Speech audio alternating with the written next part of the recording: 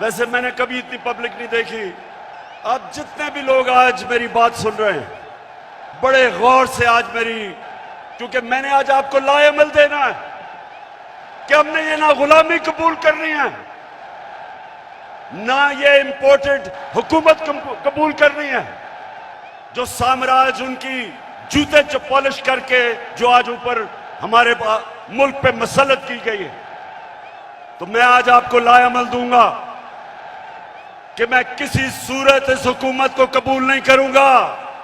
میرے ماں باپ ایک غلام ہندوستان میں پیدا ہوئے تھے اور انہوں نے پاکستان کی تحریک میں شرکت کی تھی، اور بچپن سے انہوں نے مجھے ایک چیز بتائی کہ تم خوش قسمت ہو کہ ایک آزاد ملک میں پیدا ہوئے ہو.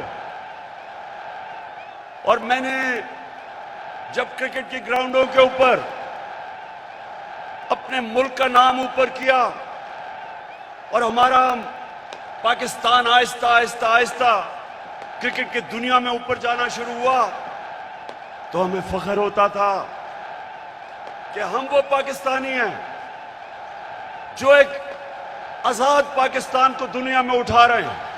ذرا تھوڑا سا صبر سے سنیں یہ سازش ہوئی کیوں. میں جب سے وزیر اعظم بنا میری سب سے بڑی کوشش یہ تھی کہ ہماری آزاد فورن پالیسی بنے. آزاد فورن پالیسی کا مطلب یہ کہ ہم جو بھی فیصلے کریں اپنے لوگوں کے مفادات کے لیے کریں. میں اپنے لوگوں کو کسی بیرونی ملک کی ان کے مفادات کے لیے قربان نہ کروں. یہ وہ لوگ جو عادی ہوئے تھے پاکستانیوں کو حکم دیتے تھے، دھمکیاں دیتے تھے، ایک ہی ٹیلی فون پہ ساری باتیں منوا لیتے تھے. میں نے یہ بھی فیصلہ کیا جس دن میں وزیر اعظم بنا کہ میں ہر انٹرنیشنل فورم میں ایک بات اٹھاؤں گا کہ جو اسلاموفوبیا اور ہمارے نبی صلی اللہ علیہ وسلم کی شان میں گستاخی کرتے تھے. میں نے فیصلہ کیا تھا کہ یونائٹڈ نیشنز میں اٹھاؤں گا، OIC میں اٹھاؤں گا، ہر فورم پہ اٹھاؤں گا، کیونکہ ہمارے مسلمانوں کو 1.5 ارب مسلمانوں کو یہ تکلیف دیتے تھے. وہ بھی پسند نہیں آئی. حکم آیا باہر سے کہ آپ روس کیوں گئے. میں روس اس لیے گیا، ایک پاکستان میں گیس ختم ہو رہی ہے، ہم نے اسے گیس کا کانٹریکٹ کرنا تھا.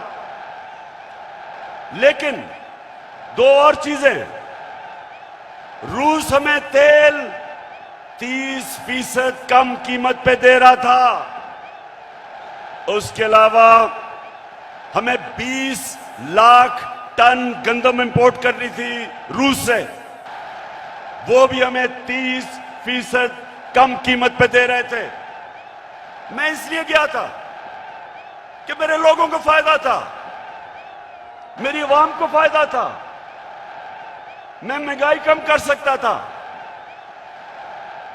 اور یہ دیکھیں کہ ہندوستان جو امریکہ کا قریبی الائی ہے، اسٹریٹجک الائی ہے، وہ تیل منگوا رہا ہے روس سے.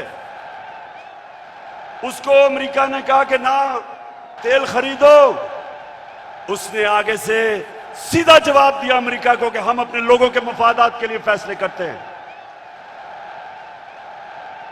یعنی کہ ہندوستان کی فورن پالیسی ان کے لوگوں کے مفادات کے لیے، اور ہماری فورن پالیسی کسی اور قوم کی مفادات کے لیے. یہ بھی پسند نہیں آئی بات، چائنا سے تعلقات وہ بھی پسند نہیں آئے، تو تب باہر سے سازش ہونی شروع ہوئی. لیکن یہ یاد رکھیں کہ سازش کبھی مکمل نہیں ہو سکتی جب تک اندر ملک کے میر جعفر اور میر صادق نہ بیٹھے ہوں. میر جعفر وہ غدار تھا جس نے انگریزوں کے ساتھ مل کے مسلمانوں کی حکومت، سراج الدولہ کی حکومت گرائی. ذاتی مفادات کے لیے. اور میر صادق وہ تھا، نظام حیدرآباد کے ساتھ مل کے، انگریزوں کے ساتھ مل کے ٹیپو سلطان کو انہوں نے ہروایا. یہاں بھی میر صادق اور میر جعفر بیٹھے ہوئے تھے، تو یہ سازش باہر سے ہوئی، اندر میر جعفر اور میر صادق بیٹھے تھے، اندر تھری اسٹوجز بیٹھے ہوئے تھے. میں چیلنج کرتا ہوں، پاکستان وہ ملک ہے جس کی دنیا نے مثال دی کہ اس ملک جس نے سب سے بہتر کرونا وائرس کو ہینڈل کیا، اپنے لوگ بھی بچائے، اپنے غریب بھی بچائے، اپنی اکانومی بھی بچائی. دنیا کہہ رہی تھی کہ پاکستان کی اکانومی صحیح راستے پہ نکل گئی ہے، اور جس راستے پہ جا رہی ہے IMF کی غلامی سے آزاد ہونے جا رہی تھی. تب انہوں نے ہماری حکومت کو سازش کر کے گرایا. یہ لوگ جو آج پروپیگنڈا کر رہے ہیں، میں چیلنج کرتا ہوں کہ تمہارے میں چیلنج کرتا ہوں کہ کبھی پاکستان کی تاریخ میں کسی پرائم منسٹر نے اپنے اوپر اتنا کم پیسہ خرچ نہیں کیا جو میں نے کیا.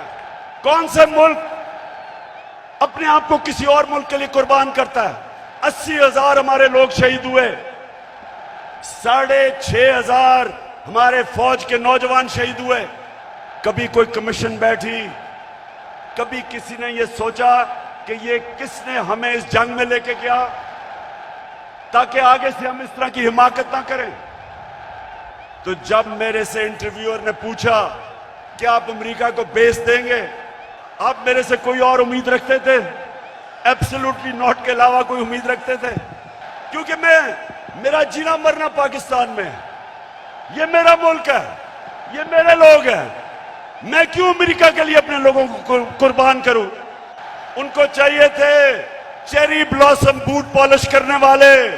میں بار بار آپ کو ایک چیز کہتا ہوں، کبھی کسی جماعت کو ووٹ نہ دو جن کے لیڈرز کے پیسے جائیدادیں ملک سے باہر پڑی ہیں، کبھی ان کو ووٹ نہ دو.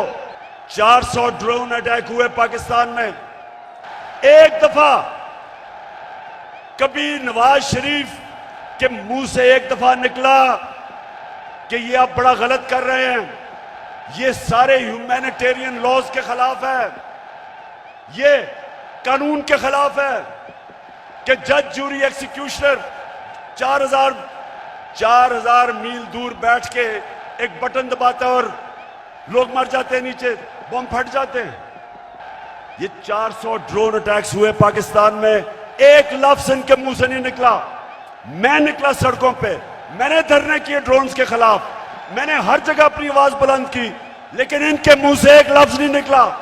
ویسے دیکھو میرے پاکستانیوں، ایک آپ سب نے وعدہ کرنا ہے، ووٹ ہمیں دیں یا نہ دیں، میں آپ سارے پاکستانیوں سے بات کر رہا ہوں، لیکن خدا کے واسطے کبھی ان لوٹوں کو ساری زندگی ووٹ نہیں دینا آپ نے، جن کا نہ کوئی دین ہے، نہ ایمان ہے، نہ ان میں شرم ہے، کہ ساری زندگی ان کے بچوں کے اوپر دھبا لگے گا کہ یہ ہیں وہ لوگ جنہوں نے اپنے آپ کو بیچا، اپنے ضمیروں کو بیچا. ساری زندگی کے لیے ان کے اوپر ایک مور لگے کہ کبھی یہ سیاست کے پاس نہ آئے. جن حلقوں میں یہ جائیں گے، میری قوم پاکستانیوں، اگر آپ نے ان کو کسی بھی حلقے میں جیتنے دیا، آپ اس ملک سے غداری کریں گے. سب سے تکلیف دہ چیز کیا ہے کہ اس ملک کے سب سے بڑے ڈاکو 30 سال سے جو اس ملک کو لوٹ رہے تھے، جن کے اوپر کرپشن کے کیسز تھے، جو ضمانت پہ تھے، ان کو اس قوم کے اوپر مسلط کیا گیا. 20 سال یہ جو آج بیٹھے ہوئے ہیں، یہ ایک دوسرے کو چور کہتے رہے ہیں. کیا یہ چیری بلاسم نے نہیں کہا تھا کہ میں آصف زرداری کا پیٹ پھاڑ کے پیسہ نکالوں گا؟ یہ کیا لوگوں کو بیوقوف سمجھتے ہیں؟ کیا نواز شریف نے 2 دفعہ آصف زرداری کو جیل میں کرپشن پہ نہیں ڈالا تھا؟ اور کیا آصف زرداری نے حدائبہ پیپر مل کا اربوں روپے کا کیس نواز شریف اور شہباز شریف پہ نہیں کیا تھا؟ اور کیا یہ دونوں مل کے فضل الرحمان کو ڈیزل نہیں کہتے تھے؟ میں آپ کو آج یہ بتا رہا ہوں، جب تک میں زندہ ہوں میں ان کا مقابلہ کروں گا، میں کبھی ان کو تسلیم نہیں کروں گا کہ یہ جو ہمارے معاشرے کو کرے گا ایٹم بم بھی نہیں کر سکتا۔ میرے نبی صلی اللہ علیہ وسلم نے تقریباً 1500 سال پہلے کہا تھا کہ وہ قومیں برباد ہو جاتی ہیں جو چھوٹے چوروں کو پکڑ کے جیل میں ڈالتی ہیں اور بڑے ڈاکوؤں کو ان کا نظام پکڑ نہیں سکتا۔ یہ ہے آپ کے سامنے۔ اب اس سے بڑی مثال کیا ہے کہ 40 ارب روپیہ شہباز شریف اور اس کے بیٹوں کے اوپر 40 ارب روپے کے ایف آئی اے میں اور نیب میں کیسز ہیں۔ ایف آئی اے کے 16 ارب روپے اس کے نوکروں کے نام پہ ایف آئی اے نے پکڑے ہیں اور اس آدمی کو پرائم منسٹر بنا دیا۔ اسامہ بن لادن کو پاکستان میں آ کے انہوں نے ختم کیا، 3 دن کوئی بولا نہیں۔ پریزیڈنٹ اوباما اپنی کتاب میں لکھتا ہے کہ مجھے بڑا خوف تھا کہ میں صدر زرداری کو جب ٹیلی فون کروں گا وہ بڑی مذمت کرے گا کہ تم نے ہمارے ملک میں آ کے یہ کیا کیا۔ کہتا جب 3 دن کے بعد میں نے زرداری کو ٹیلی فون کیا تو کہتا مجھے مبارک دینی شروع کر دی اس نے۔ آپ کی کبھی دنیا عزت نہیں کرے گی جب تک آپ اپنی خود عزت نہیں کریں گے۔ میں آج آپ کو آزاد کرنے آیا ہوں، عہد لینے آیا ہوں۔ ہم نے اقبال کا شاہین بننا ہے، ہم نے کسی صورت کسی کے سامنے جھکنا نہیں ہے۔ قرآن میں اللہ کہتا ہے میں نے انسان کو اشرف المخلوقات بنایا، سب سے عظیم مخلوق۔ فرشتوں کو کہا کہ انسان کے سامنے جھکو۔ شیطان کو انہوں نے جنت سے نکالا ایک وجہ سے، عبادت تو وہ سب سے زیادہ کرتا تھا اللہ کی، کیونکہ اس میں تکبر تھا، کہتا میں انسان کے سامنے نہیں جھکتا۔ اور اللہ نے اسے کہا کہ تمہیں بھی اندازہ نہیں کہ میں نے اس کو کیا صلاحیتیں دی ہیں۔ اور قرآن میں پھر یہ بھی ہے جب انسان اوپر جاتا ہے تو فرشتوں کے اس سے اوپر چلا جاتا ہے، لیکن جب وہ گرتا ہے جانوروں سے نیچے گر جاتا ہے۔ ہمارے اوپر ہے، ہم اوپر جانا چاہتے ہیں یا زمین پہ رینگنا چاہتے ہیں۔ پاکستانیوں، آپ ایک دفعہ فیصلہ کر لیں، جب آپ فیصلہ کریں گے کہ ہم کسی صورت سوائے اللہ کے کسی کے سامنے نہیں جھکیں گے، آپ کی پرواز اوپر چلی جائے گی۔ جس دن لا الہ الا اللہ کا مطلب آپ سمجھ گئے، آپ کی زنجیریں ٹوٹ جائیں گی۔ یہ جو غلامی کی زنجیروں میں ہمیں ڈالنا چاہتے ہیں ٹوٹ جائیں گی، اب سب اٹھ جائیں گے۔ 22 کروڑ لوگ ہیں، لیکن یہ چور اور ڈاکو، پیسے کے غلام، اگر یہ آپ کے اوپر بیٹھے رہے، یہ ملک کبھی آگے نہیں بڑھے گا بلکہ نیچے جائے گا۔